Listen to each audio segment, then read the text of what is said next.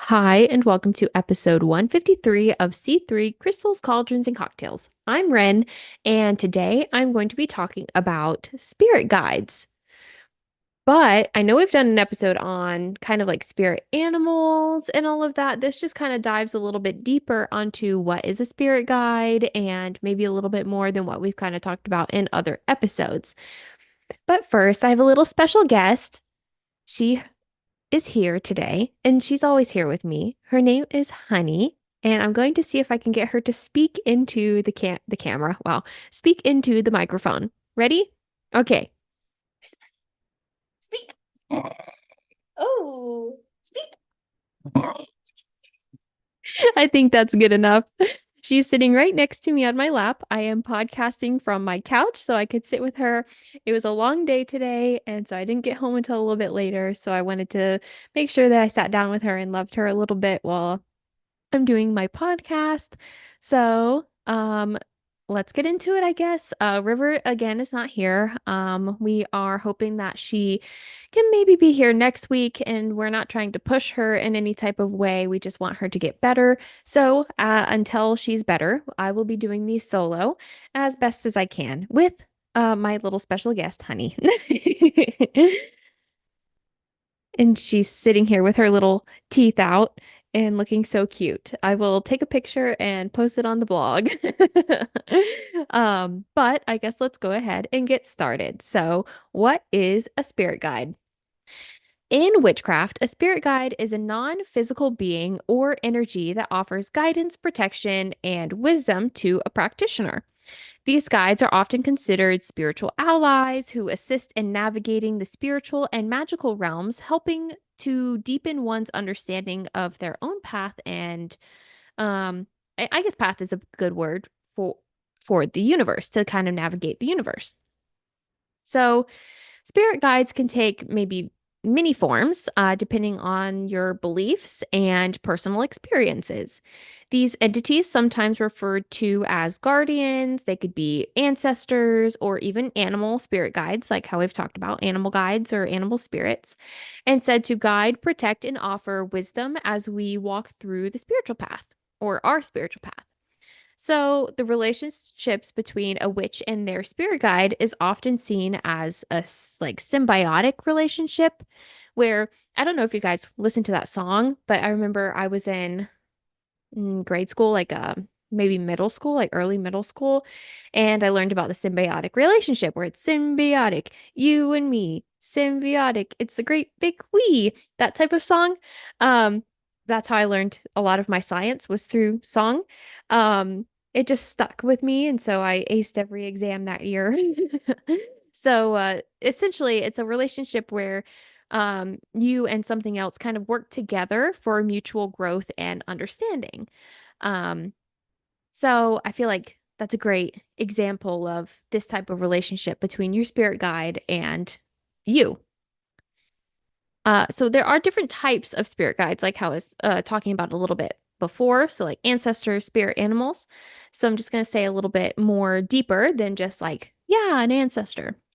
So an ancestor can be a deceased family member, or they could be, it doesn't have to be a close family member, uh, like a relative that's pretty close to you and that it's your grandmother or maybe your great grandmother. Like it could be an ancestor who is like great, great, great, great, great, great, great times 1,000, you know? It doesn't have to be like immediate and in the distant or close future. You guys understand what I'm trying to say. So, they can offer wisdom and draw from like the familiar and cultural lineage as well. I know I've talked about having a connection to my lineage over in Europe, but I've never been to those parts of Europe. I've never even associated myself with that culture in any type of way. It's just I feel a great pull and an affinity for that culture and what they do. And so, like, one of my lineages is tracked to Scotland and Ireland. And so I have a great big affinity for Scotland. I've never been, obviously, but I really love And it could just be maybe I need something different in my space. Like you can rationalize me wanting to go to Scotland, but every single time I hear any type of Scottish music, any Celtic music, anything like that, I feel like I'm at home and I feel like I just belong over there and I belong to be, I belong in that space and that type of environment and that type of culture. But who knows? It could just be I've always been in the same spot, so I'm desperate for something else. Or it could actually be maybe I have ancestors who are over there. Well, I do have ancestors from over there. And maybe they're working with me, or maybe they're feeling, maybe they're more drawn to me, and that's why I feel so attached to them and all of that.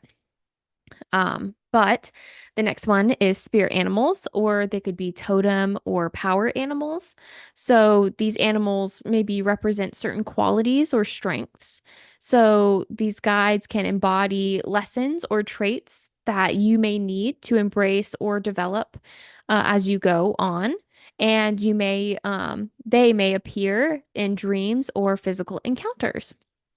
So, like if you're walking on a hiking path and you feel like your animal is a fox, and a fox somehow crosses your path, that could be a sign that, or you dream about it, or um, it's like a symbol that pops up frequently. Like you see stickers of foxes and just things that kind of remind you of them, or the color of their fur, just in places. And so, I always say that three is a sign. So if you see it once, okay. If you see it twice, coincidence. But if you see it a third time, a fourth time, then there's maybe something more to it. The next one is deities. So some practitioners, witches, whatever you want to be called, believe that gods or goddesses from their um like pantheon act as spirit guides, offering divine insight or direct support from rituals or spells or whatever it may be. Now, another group that I thought was pretty interesting, and I guess I didn't think of them as guides in a way, but they definitely can be angels or fairies. It's the fae that I was more kind of leaning towards. Elementals, I know we've talked about elementals or other just higher beings in general. So some, your spirit guides might be a more ethereal or supernatural entity, and so the Fae, I think, could be something that's pretty interesting, especially brownies and just like all of the other ones. I know we've kind of talked about the Fae a little bit, but I feel like they could be interesting to work with. And then another one I found was really interesting were shadow guides. So these guides kind of help practitioners face and work through darker aspects of themselves, including fears, trauma, through shadow work. Like it's essentially shadow work, but you have a guide with you. I I don't know. It was like a little blip that I saw. That was pretty cool. And then you also need to know that spirit guides in witchcraft are believed to help the practitioner grow spiritually and navigate different situations and offer maybe support during your rituals or spell work or other form of magical practices. Now, if you don't want to work with a guide like this, you don't have to.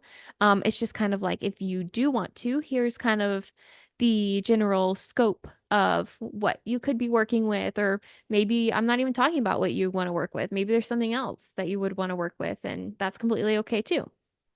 So, how do or how can spirit guides help you? So I think this is a really important question when you're trying to maybe if you never work with a spirit guide, like I have never, I don't think, not directly or consciously at least. So you're just like, why do I even need one? How do they help? Um, so they can help with emotional support and healing. So they can comfort you during times of emotional distress. They can help you cope with grief, anxiety, or stress. They provide insight into maybe your emotional blocks and can help you or essentially guide you towards healing. They can also help you find your life purpose and direction. Maybe you feel lost or uncertain about your life's path. A guide can help offer that clarity or help you discover your life's purpose, or maybe it's not just like your overall purpose. Like, I feel like us as humans, we try to have this answer for everything. And we have to try to rationalize this is what I'm supposed to do for my entire life. But maybe it's not. Maybe it's just for that chunk of your life. Maybe it's for that time period you need to be, interested in something else and grow as a person in that part so you can move on to your next stage. So it can help you in the stages of life as well, like guiding you through those major decisions. Spiritual growth and development is a really big part that spirit guides play. They can assist in that development of spiritual practices and deepen your connection to the divine and help you kind of cultivate that mindfulness and intuition and self-awareness. And so when I think of spirit guides, I think of like protection, like they're looking over you. And probably I always say this. I feel like we've done an episode on this. But maybe this one's just like a bit more of a deep dive, or I'm just kind of getting confused because we talk about a lot of these topics interchangeably, like throughout our episodes. But I feel like my spirit guides are probably doing the face palm half the time with my decisions that I make. Like, come on, girl, like we are showing you the signs and you are not listening. So they're there to protect you. I feel like if I were to kind of become in touch with my spirit guides. Like I do think everybody has them. It's just whether or not you want to work with them specifically or you just kind of don't mind them hanging out in the background and all of that. So and again, many people believe that they can offer this protection from negative energies or influences, or you have that theory. It's the burnt toast theory where you burn the toast and it makes you late, but you being late saved you from being in a car accident or whatever it may be. So I feel like maybe they're a part of that type of theory as well. So like they make you burn the toast so that you're late, so that you're not involved in whatever accident or whatever it is that they're trying to stop you from being involved in. So I think that's what they play in my life personally. So they can also provide creative inspiration.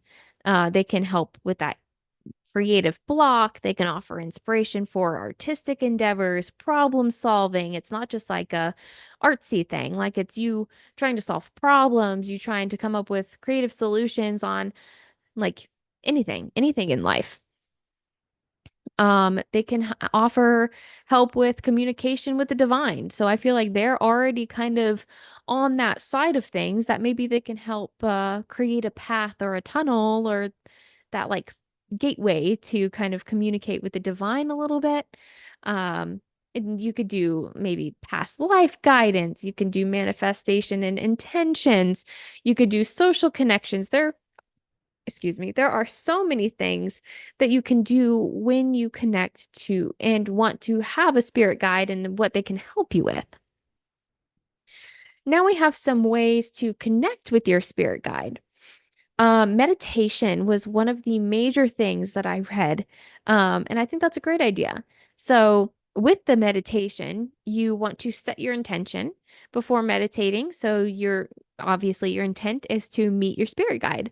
So, ask for their presence and guidance. Maybe create a sacred space to where, like I said, I feel like a lot of my spirit guides are from a certain lineage of my ancestors. And so maybe if you're going to create a sacred space, involve things maybe from that lineage or whatever pulls to you about them. It should be a quiet place, place a few things around you where, like candles or incense or, um, I guess what's coming to mind of my lineage is like, plaid. It's very Scotlandy. But I do have a lineage and I do know what my family crest is, and I do know what my family plaid pattern is. So that kind of brings to me what I like, maybe a patch of that or the family crest or something like that. And just kind of have it around you. You can have crystals, any color, a light, a candle that resonates with you and burn incense and just kind of have a good sacred space. And then you can focus on your breath. So you're going to close your eyes, you're going to relax, and you're going to focus on deep, slow breathing. And then you're going to visualize, maybe imagine walking through a peaceful setting like a forest, a garden, anything like that, and ask your spirit guides to reveal themselves. But be patient and open to any impressions, symbols, or feelings you may receive.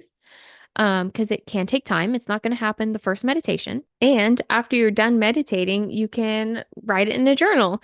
I know we always say another reason for a journal, but writing down your notes and what you experience is very important because how are you supposed to progress if you can't remember what you did last time? So after meditation, just write down anything you experienced, you saw, anything you felt. Sometimes messages or insights can come through later as well. So remember that as well. Now you can also connect with your spirit guides through dream work.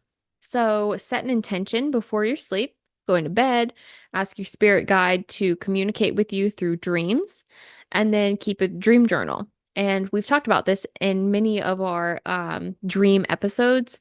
And so you're going to write down your dreams as soon as you wake up, or whatever tense that is, and look for recurring themes, symbols, or figures that may represent your guide in any type of way, like how I was saying the fox. So if you dream of a fox or anything like that.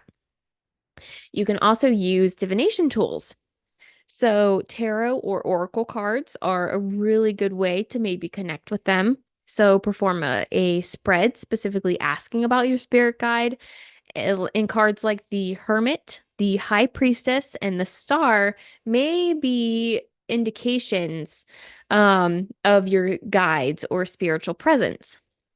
And then the pendulum for divination tools is also a great way to kind of connect with them, where you can ask yes or no questions to the pendulum about your spirit guide's presence or identity. But you also want to be mindful of the space that you create and not have anything negative come through.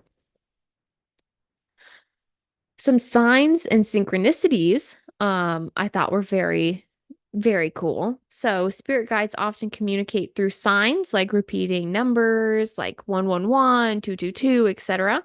Animal encounters, like I was talking about earlier, feathers, or objects that hold personal significance. So stay alert and pay attention to patterns and unusual occurrences that feel meaningful, like repeating numbers or numbers that are seemed as like angel numbers, like patterns like 111, 222, 333. Seeing repeating numbers is often seen as like that message, and these numbers often appear in clocks, license plates, receipts, or anywhere in your daily life, and each number has a different interpretation. So, I never really dug deep into the numbers before and like kind of what they mean. My number is 9. I see nines a lot everywhere. I don't know what 9 means. I didn't go that far in this one, but I only went to 5. So, so 111 means alignment, new beginnings, and manifestation. 222 means balance, trust in the process, and cooperation. 333 means spiritual growth, guidance from ascended masters, and etc. like that, like just growth. 4 means protection, stability, and a reminder that you're not alone. And then 5 means change, transformation, and growth. And I thought that that was kind of nice because I just left it on that, like change, transformation, and growth. But yeah, with feathers, there are like kind of like if you find any unexpected feathers, like finding a feather in an unusual place, or especially one that seems to appear out of nowhere, it is common, it's like a common sign from a spirit guide, which I didn't know that.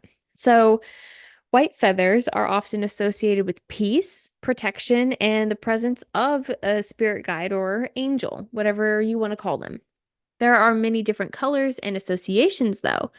So, just like the plain ones, so white is the purity, peace, and spiritual protection. And then black is deep spiritual insight, mystery, obviously, and protection from unseen energies. And then you have gray, which means kind of like neutral, balance, or navigating a gray area in your life. So these synchronicities are kind of meaningful coincidences. So they're like when an event in your life, like events in your life align in a way that seem too perfect to be random, it's often a sign from your spirit guide. So, for example, meeting someone who shares valuable advice at just the right moment or receiving a message right when you're maybe pondering a question. Patterns and themes as well. So, pay attention to recurring themes or words or symbols that seem to follow you. This might be kind of a sign that your guide is nudging you towards a message, which I always end up ignoring my messages somehow. um, so music is another one that I thought was kind of cool. So hearing specific songs. I know that I did this before with my husband when we first started dating. Um, I would start singing a song. This happened maybe once or twice. I would start singing a song and he'd be like, I swear I was just thinking that same song. And so it's just interesting. So if you keep hearing the same song or lyric repeatedly, even in different places, it could be a message from your spirit guide. The lyrics may contain guidance or reassurance. And then unexpected lyrics. So if a song comes on that aligns perfectly with something you've been thinking or struggling with, it's worth considering that your spirit guide is using it as a way to communicate. You can also kind of understand them with like a feeling of presence or energy shift. A guide's presence might manifest as a sudden shift in temperature around you, such as like maybe a warm or a coolness feeling. It's kind of giving me ghost vibes, honestly, especially with kind of being October and we're kind of in the spooky season. It's kind of like giving me ghost vibes. Cool, like music and lights flickering. I'll get to that. And then you have the shift in like warm and cold. It's kind of just given it's a ghost. Ooh, ooh. Eh, anyways, lights flickering and electrical disturbances are also a thing with spirit guides. So, lights flickering, TVs or radios turning on and off by themselves, your phone suddenly playing music, all of this could be signs that you're like a spirit guide is trying to connect with you. You also have orbs and flashes, which if orbs and flashes doesn't say ghost, I don't know what does. And I guess in a way, our spirit guides could be ghosties. So seeing orbs, flashes, or streaks of light from in like your peripheral vision might be a sign, like a visual sign that your guide is there. Another thing is scents, like smells. It's not, it makes sense, but scents, I guess it does make sense. But ex like unexplained scents and smells, like particular fragrance, could indicate that you have maybe it could be an ancestor or just some sort of spirit guide near you. It could be flowers, it could be incense, it could be a perfume, it could be anything. And this kind of often associates as a sign of their presence. So this one is also pretty cool, and it's also very ghost-like, is random objects moving or falling. And so these objects, like books or paper or anything like that, could move or fall unexpectedly. And it could be a way that your guide is trying to direct your attention to something important or if it's a specific object, like a photo, a crystal, anything like that, it could be showing you maybe a location in that photo or a person in that photo or something like that. Like energy is focused on trying to get you that message with that item. So I'm going to talk about ways to kind of work with your spirit guides or to kind of want them to work with you and vice versa.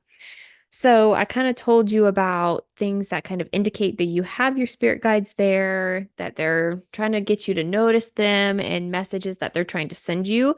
But let's say you're not experiencing any of those or anything like that. You could just ask directly. Conduct a simple ritual prayer, asking your spirit guide to reveal themselves or to send guidance. Or, I mean, you don't even have to do a ritual. Just be open to ask and be open to receiving those messages. And they could show up in unexpected ways, such as like maybe they're just in your thoughts or your feelings or external signs. You can work with a professional, they like a medium or spiritual practitioner, like a more experienced one in this topic or whatever it is. Um, you can choose somebody to help you work with your spiritual guide or find them or connect to one. There are a few other ways to connect to a spirit guide that are kind of seen as unusual ways. So you could do automatic writing where you relax and open yourself to having your spirit guide write through you, with you in a way. So you sit in a comfortable spot and it could be quiet with a pen and or paper or it could be a keyboard nowadays and ask your spirit guide to communicate with you through writing. So let go of control. Again, you have to be very careful when doing this because you don't want something else to come through and you don't want to think that something else is a spirit guide when it's not. So this one's just kind of like a to me. River would be more all over this one, and I'm more hesitant and like, yeah, but there are bad things out there. Don't do it. But again, do what you want. So let go of control. So without thinking or controlling your hand, allow whatever comes to flow onto the paper, like whatever comes to just be like butter. Like that's not a saying like butter. But words might be jumbled at first, but over time, patterns and messages could emerge.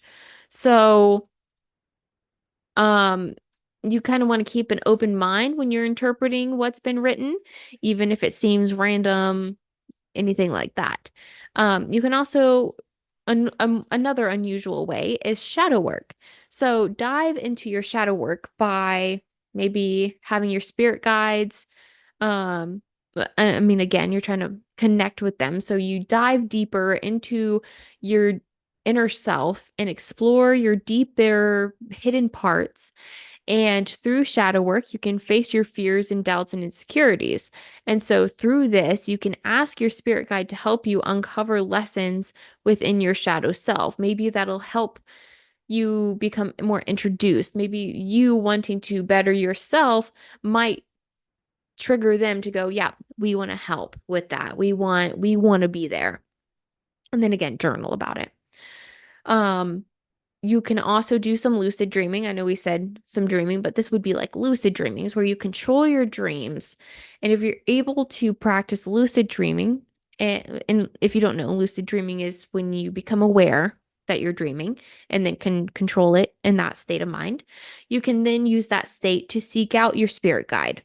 So who knows? Maybe they're in that realm and you can find them and all of that. So before you fall asleep, tell yourself that you will meet your spirit guide in the dream world or realm. And within your dream, once lucid, you directly ask the spirit guide to reveal themselves. And your guide might appear as a person or an animal or symbolic form. Um, but also be careful with lucid dreaming as well. I've talked about this. You just be careful all the way around. And then when you wake up, just don't forget to write down or jot it down, write it down in your dream journal. Just make sure you have it so that you can reference back to it. Another way to kind of connect to your spirit guide is through candle flames or fire gazing, which I thought this was pretty cool, but I do love a good fire gazing. So stare into a flame. That could be a candle if you're at a bonfire, especially this time of year. You're going to have a bunch of bonfires. Um, so light a candle and in a dark room and focus on the flame. Soften your gaze, allowing yourself to enter a maybe light trance like state, and then ask your guide for their presence. So silently ask them to communicate with you, speak out loud, whatever it is, and watch the flicker of the flame or the shapes form within it. Many people feel their guide's energy through the fire scrying, and then fire rituals as well.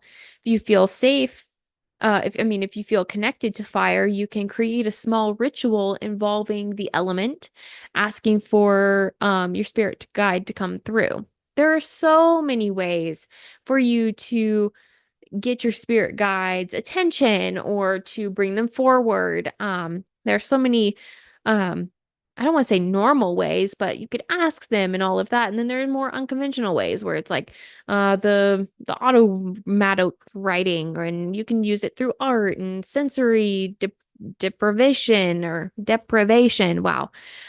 Stuff like that. It's just like very interesting stuff.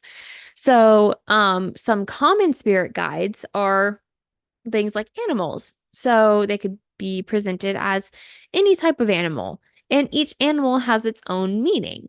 I'll just give a couple. So, like a wolf, if they represent, um, or present themselves as a wolf, they might be representing loyalty and instincts and protection. An owl could represent maybe wisdom, intuition, and seeing beyond illusions. And a snake could often be associated with transformation, healing, and rebirth. I know throughout this I've talked about angels and guardian angels. Now an angel can be anything that you perceive it as, but there are the archangels that are in the Bible and just seen throughout history. So they are in a sense powerful spiritual beings who they do serve a larger cosmic purpose. They can guide individuals or groups, and many people work with specific archangels, not just people who are super religious in a certain religion or anything like that, but they are big on the name and just the energy that they hold. So, Archangel Michael is the protector who is associated with strength and courage.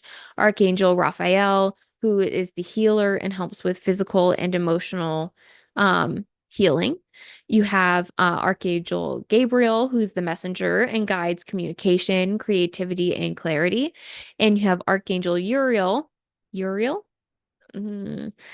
wisdom, who is more on wisdom and shines light on difficult situations and helps with insight. Excuse me.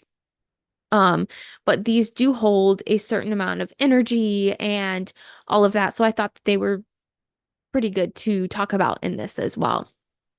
And then you have divine entities. So that could be through various cultures and history and lineages. So it could be Greek, Roman, Norse, anything like that. So just a couple would be like Athena, who's a Greek goddess of wisdom, strategy, and protection. And then you have Brigid, who we've talked about, who is a Celtic goddess in healing, poetry, and fertility. And then you have Freya, who is a Norse goddess of love, beauty, war, and death. Those are just a few. There's so many more.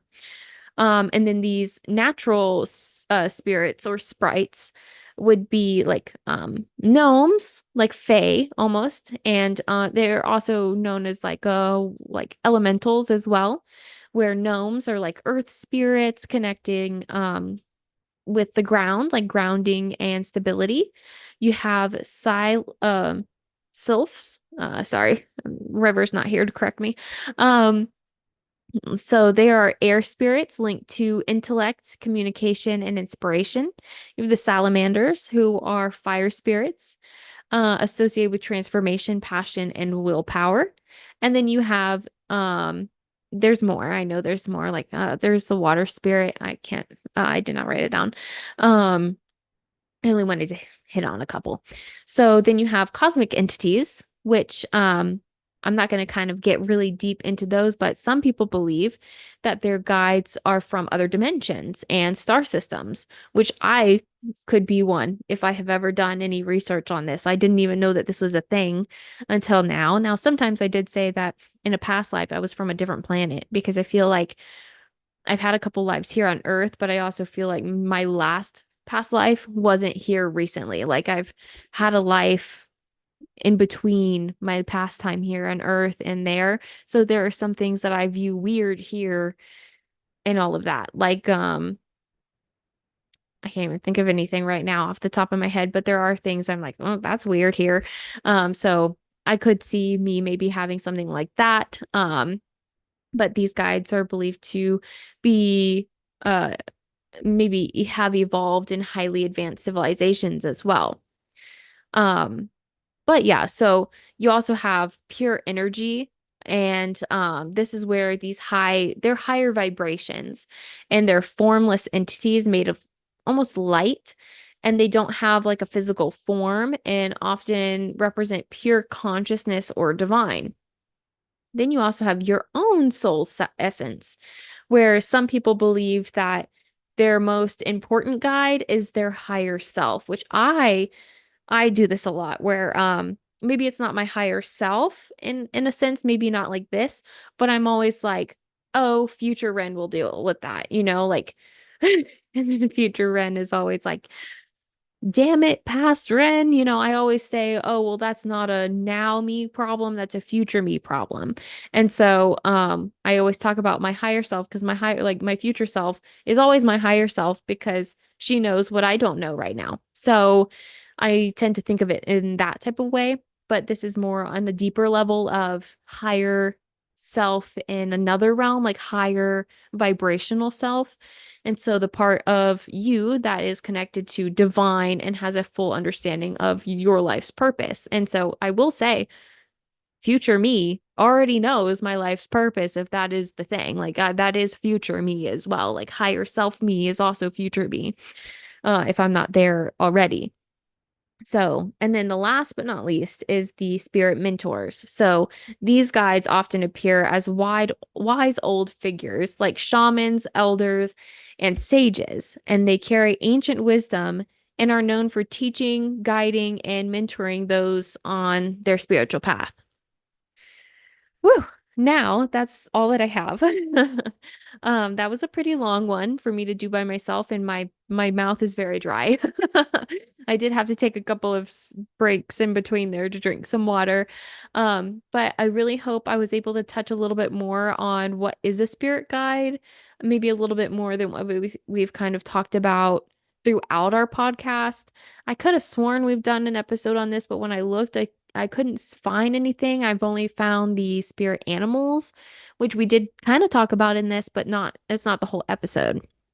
So if I did repeat, hopefully at least I had some different information in there. I know I hadn't talked about on the episode on the podcast about automatic writing and stuff like that. So I thought that stuff was really cool. And I hope you're still interested, even if it's just me right now. Um, but yeah, so I hope you guys really enjoyed this episode. If you really liked what you heard, which I hope you did, you can go to www.c3witchypodcast.com. That's where we have everything right now. We have our main episodes, like you can get to our episodes there. We have information about what our episode's about, both for our normal series and our After Dark series.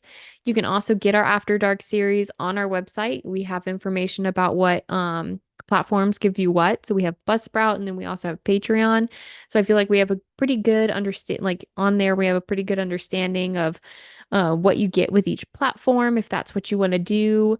I have been posting a couple more goodies. I posted a new Whispering Winds with Ren. I've been posting a few stories. I know that it's spooky season. We're already on October. When does this come out? The 11th.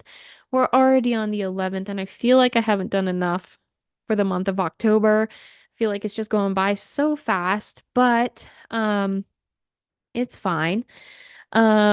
You can view us on all social medias. That would be YouTube, Facebook, Instagram, X, which was Twitter, I know we're on Threads now, but that's more River's thing. She has all the stuff for that, so I'm not sure what that entails.